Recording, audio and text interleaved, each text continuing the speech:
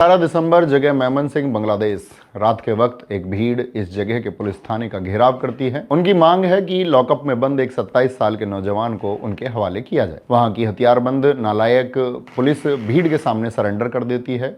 भीड़ उस नौजवान को लॉकअप से घसीटते हुए बाहर ले जाती है। उस नौजवान का नाम है दीपू चंद्र दास। भीड़ उसे लाठी डंडों से पीटती है, उसका सिर फोड़ देती है, सड़क पर नग्न अवस्था में घसीटती है, लेकिन फिर भी भीड़ का मन नहीं भरता। मानवता को शर्मसार करने वाले हद को पार करते हुए भीड़ द्वारा दीपू चंद्र दास को अधमरी हालत में एक पेड़ से लटकाकर फांसी लगाया जाता है और फिर उसे जिंदा जला दिया जाता है।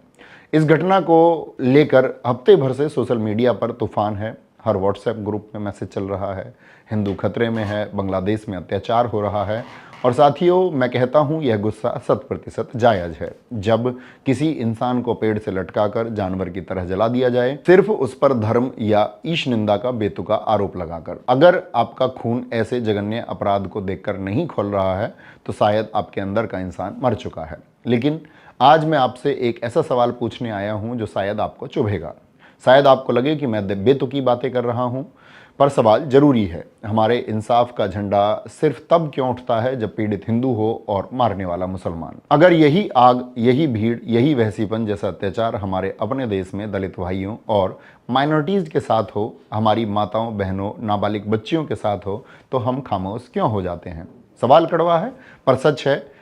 अभी आगे वीडियो में इस बारे में बात करेंगे, पर उससे पहले यह समझते हैं कि दीपू चंद्र दास की हत्या आखिर क्यों हुई। व्हाट्सएप यूनिवर्सिटी पर आपको बताया जा रहा है कि उसने कुरान का अपमान किया था, लेकिन सच क्या है? दीपू चंद्र दास के भाई अपू रोबी दास के मुताबिक कुछ दिन पहले ही दीपू जिस garment pioneer knitwears BD limited company में काम करते थे, उस कंपनी के फ्लोर मैनेजर से सुपरवाइजर बनने के लिए एक टेस्ट दिया था, जिसके बाद से दीपू कंपनी के बहुत से कर्मचारियों की नजरों में खटकने लगा था। उनके भाई अपू ने ढाका ट्रिब्यून को बताया कि दीपू का अपने पद और काम को लेकर कई कर्मचारियों से विवाद था, जिस वजह से घटना वाले दिन यानी 18 दिसंबर को दोपहर में उन्हें नौकरी से निकाल दिया गया और उन पर धर्म का अपमान लगाने के आरोप लगाए। उन्होंने मेरे भाई के माफी मांगने पर भी उसे पीटा, कारखाने के बाहर निकाल दिया। अपू ने बताया कि बाद में दीपू के दोस्त हीमेल ने उसे फोन किया और बताया कि दीपू को पैगंबर मोहम्मद के बारे में कथित तौर पर अपमानजनक टिप्पणी करने के आरोप में पुलिस स्टेशन ले जाया गया है।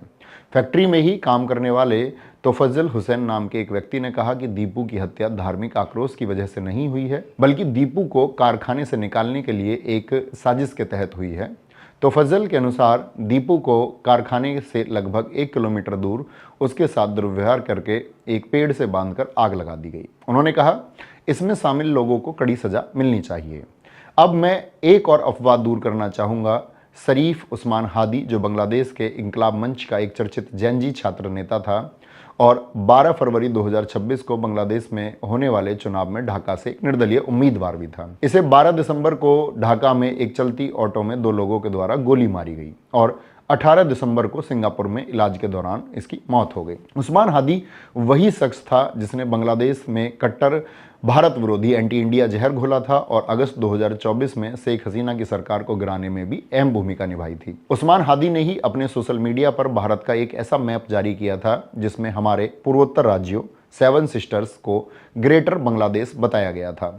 उसकी मौत के बाद वहां अफवाह फैलाई गई कि इसके पीछे भारत का हाथ है और हादी पर गोली चलाने वाला मुख्य आरोपी फैजल करीम मसूद भारत में भागकर छिपा है। 18 दिसंबर जिस दिन हादी की मौत हुई, फेसबुक के जरिए यह भी अफवाह फैलाई गई कि दीपू चंद्र दास ने ईश निंदा की है। हालांकि मैं आपको बता दूं कि अभी तक बांग्लादेश की police, rapid action battalion RAB और किसी भी एजेंसी ने यह दावा नहीं किया है कि फैसल करीम भागकर भारत में ही छिपा है और नहीं इस बात की पुष्टि की है कि दीपू चंद्र दास ने किसी भी सोशल मीडिया प्लेटफॉर्म पर ईश निंदा जैसी बात या कोई पोस्ट की हो। फिर भी वहां के जाहिल गवार कट्टरपंथियों ने दीपू चंद्र दास के साथ जो किया वह आप सबको पता है। हादी की हत्या के बाद बांग्लादेश के नेता हसन अब्दुल्ला ने भारत को चेतावनी देते हुए कहा है कि अगर भारत हत्यारों का समर्थन करना जारी रखता है तो हम भारत के पूर्वोत्तर राज्यों को अलग कर देंगे। ऐसे अनपढ़ नेता से कोई यह पूछे कि जिन पूर्वोत्तर राज्यों को ये अलग करके अपने देश में मिलाने की बात कर रहा है, क्या वो पूर्वोत्तर राज्य इसके देश में मिलना चाहेंगे? जो देश हमारे सड़क, बिजली, पानी और पोर्ट पर अपनी अर्थव्यवस्था चला रहा हो, वह हमारे ही देश के राज्यों को अपने देश में मिलाने की बात कर रहा है। ऐसे नेता को तो हमारे पूर्वोत्तर के किसी भी राज्य में ले जाकर छोड़ देना चाहिए, उसके बाद उसका क्या हश्र होगा आप सोच सकते हैं। हालांकि मैं आपको बता दूं कि उस्मान हादी के भाई उमर हादी ने 23 दिसंबर को एक प्रेस कॉन्फ्रेंस में कहा है कि मेरे भाई उस्मान हादी को यूनिस सरकार ने ही मरवाया है, क्योंकि वह 12 फरवरी को होने वाले चुनाव को रुकवाना चाहते हैं। जब हादी का भाई यह कह रहा है कि उस्मान हादी को यूनिस सरकार ने मरवाया है, तो फिर वहां के मूर्ख, जाहिल, गवार नेता और लोगों ने यह कैसे सोच लिया कि हादी को मरवाने और उसके हत्यारे को छिपाने में भारत का हाथ है। इसके लिए बांग्लादेश के अंतरिम सरकार के चीफ एडवाइजर मोहम्मद यूनुस को जवाब देना पड़ेगा कि उन्होंने कैसे वहां के लोगों को छूट दे दी है कि वह वहां पर रह रहे हिंदू माइनॉरिटी पर अत्याचार करें और भारत पर ऐसे आरोप लगाएं। दीपू चंद्रदास के साथ न्याय होना चाहिए और मैं ऐसे किसी भी तरह के दुर्व्यवहार की कड़ी निंदा करता हूं, पर हमारी सरकार की भी इस मामले में जवाबदेही बनती है कि वह क्या कर रही है। क्यों हमारे पड़ोसी देश में माइनॉरिटीज पर ऐसे अत्याचार किए जा रहे हैं? क्यों हमारे पड़ोसी देशों में हमारी विदेश नीति कमजोर पड़ रही है? हमारी नेबरहुड फर्स्ट की पॉलिसी अब नेबरहुड लॉस्ट क्यों बन चुकी है? क्यों मालदीव में इंडिया आउट के नारे लगाकर सरकार बनती और हमारे सैनिकों को वापस भेजा जाता है? क्यों नेपाल चीन की गोद में जाकर बैठ गया है और हमारे इलाकों को अपने नक्शे में दिखा रहा है? क्यों बांग्लादेश, जो कभी हमारे सबसे अच्छे दोस्तों में से एक था, आज वहां भारत विरोधी नारे लग रहे हैं और हिंदुओं पर अत्याचार किया जा रहा है? चीन क्यों अरुणाचल प्रदेश को अपने देश का हिस्सा बता रहा है और हमारे नागरिकों के साथ अपने देश में दुर्व्यवहार कर रहा है? इन मामलों में भी हमारे सरकार की जवाबदेही बनती है।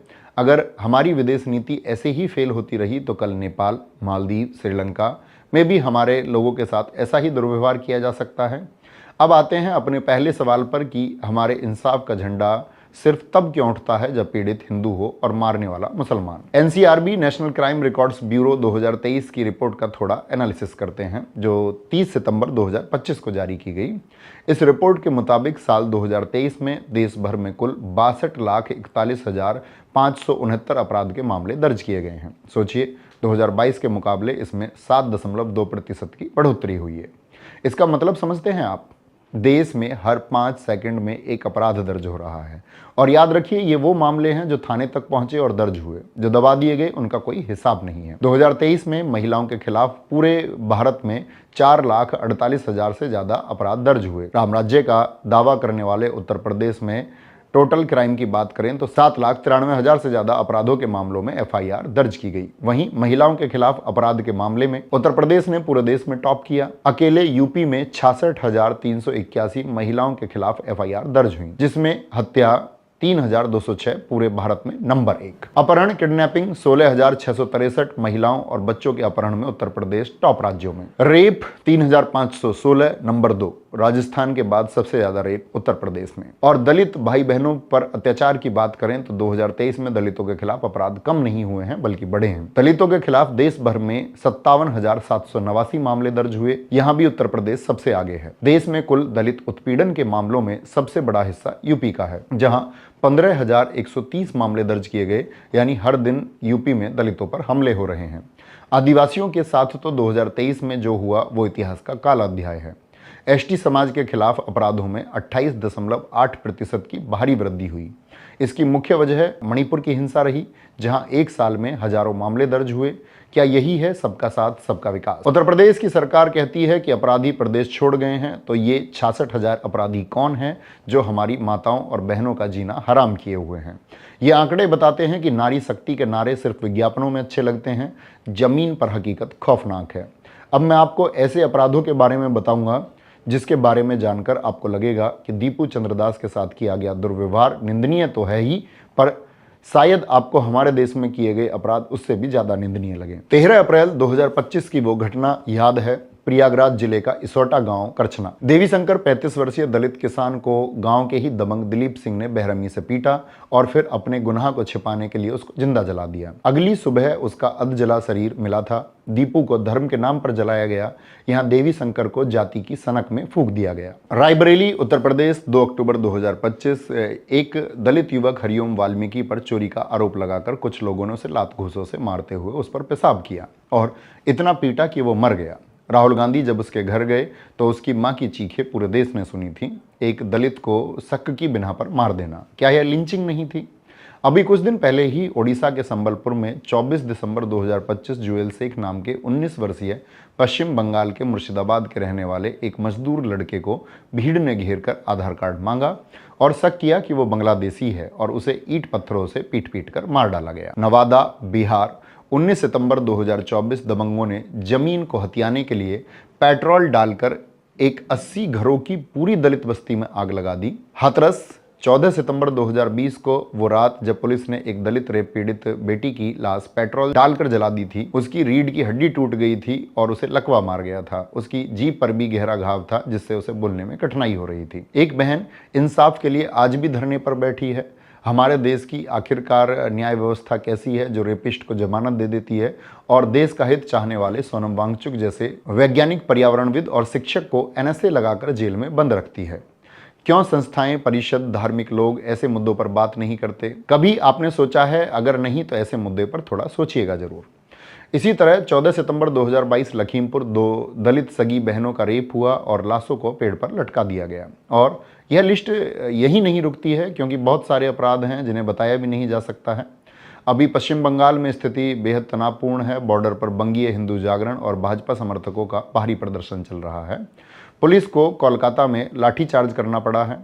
दिल्ली, यूपी से लेकर केरल, तमिलनाडु में भी बांग्लादेश के खिलाफ विरोध प्रदर्शन हो रहे हैं। बजरंग दल और विश्व हिंदू परिषद ने बांग्लादेश हाई कमीशन के पुतले फूके हैं, पर हमारी सरकार खामोश है।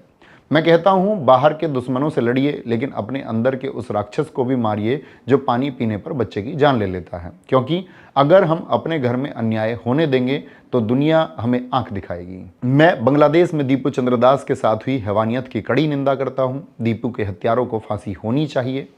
यूनिस सरकार को जवाब देना होगा। पर मैं आपसे पूछता हूं कि जब दीपू पेड़ से लटका तो आपको हिंदू दिखा, लेकिन जब लखीमपुर में 2 बहनें पेड़ से लटकीं तो आपको हिंदू क्यों नहीं दिखा? जब देवी शंकर को जलाया गया तो वो सिर्फ दलित क्यों रह गया? क्या भगवान राम का नाम लेने वाले दलित का खून खून नहीं है? आज जो भीड़ सड़कों पर बांग्लादेश के खिलाफ नारे लगा रही है, वो इन घटनाओं पर कहां गायब हो जाती है? यह चयनित आक्रोश ही हमारा असली चेहरा है। हो सकता है मेरी बातें आपको कड़वी लगें या देश विरोधी, लेकिन जरा ठंडे दिमाग से सोचिए। आज भारत के अलग अलग राज्यों में लाखों लोग बांग्लादेश के विरोध में रैलियां निकाल रहे हैं। मैं पूछता हूं, इतनी भीड़, इतना आक्रोश तब क्यों नहीं दिखता जब मणिपुर में महिलाओं को नंगा घुमाया जाता है? हमारा आक्रोश बिकाऊ क्यों है? और एक बात बहुत जरूरी जो हम भूल रहे हैं, बांग्लादेश में अभी भी 1 करोड़ 30 लाख से ज़्यादा हिंदू रहते हैं। जब हम यहाँ भारत के मुसलमानों के खिलाफ भड़काऊ नारे लगाते हैं, मस्जिदों के सामने तलवारें लहराते हैं, तो हम उन 1 करोड़ 30 लाख हिंदुओं की जान को खतरे में डालते हैं। वहाँ के कट्टरपंथियों को मौका मिल जाता है यह कहने का कि देखिए भारत में क्या हो रहा है, हम भी बदला लेंगे। हमारी बड़बोली राजनीति और अंधा राष्ट्रवाद वहाँ के हिंदुओं के लिए डेथ वारंट बन रहा है। अगर वाकई उनकी चिंता है तो सरकार पर दबाव बनाइए कि वो डिप्लोमेसी से काम ले, ना कि सड़कों पर नफरत फैलाकर। विरोध करिए, इंसाफ की मांग करिए, पर यह मत भूलिए कि अगर हमारी चुनी हुई सरकार चुप रहती है, कोई ठोस कदम नहीं उठाती है, तो बांग्लादेश में रहने वाले 1 करोड़ 30 लाख से ज़्यादा हिंदू भी असुरक्षित महसूस करेंगे। और बांग्लादेश ही क्यों, नेपाल, श्रीलंका, मालदीव, जहां भी हमारे देश के नागरिक रहते हैं, वो सभी सरकार के चुप रहने पर असुरक्षित हैं। अगली बार जब हिंदू खतरे में है का नारा लगाएं तो इन सब बातों का भी ध्यान रखिए। और याद रखिए, आपके पास पड़ोस और देश में रहने वाला वो दलित, वो आदिवासी भी उसी हिंदू समाज का हिस्सा है जिन्हें हमारे ही समाज ने हाशिए पर धकेल रखा है। अपने नज़रिए को बदलिए, क्योंकि अगर इंसाफ चुनिंदा होगा तो वो इंसाफ नहीं, राजनीति है। और जाते जाते मैं आपको बताना चाहूँगा कि बांग्लादेश से एक और दुखद खबर है। बांग्लादेश के राजबाड़ी में 29 साल के एक हिंदू युवक अमृत मंडल को पीट पीट करके मार दिया गया है।